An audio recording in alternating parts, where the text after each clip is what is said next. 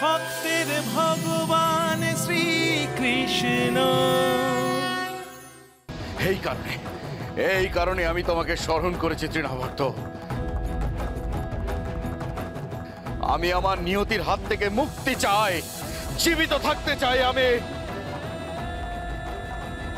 এই পৃথিবীর সুখ স্বাচ্ছন্দ্য পরিপূর্ণভাবে ভোগ করতে চাই। আমি কংস আর সুখের মাঝখানে বাধা হয়ে দাঁড়িয়েছে আমার নিয়তি কৃষ্ণ।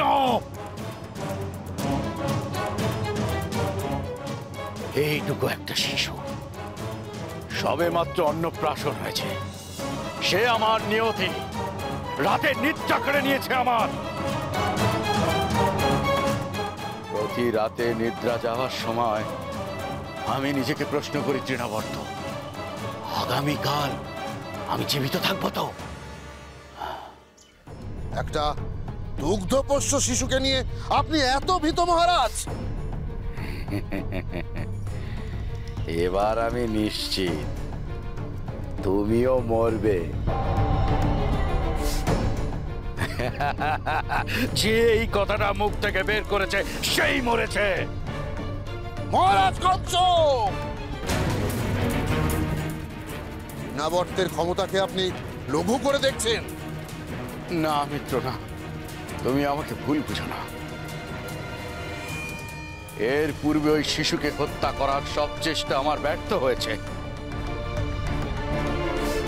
পুতনা, শকটাসুর, কাকাসুর, যাকে যাকে আমি সেখানে প্রেরণ করেছি তারা আর কেউ ফিরে আসেনি।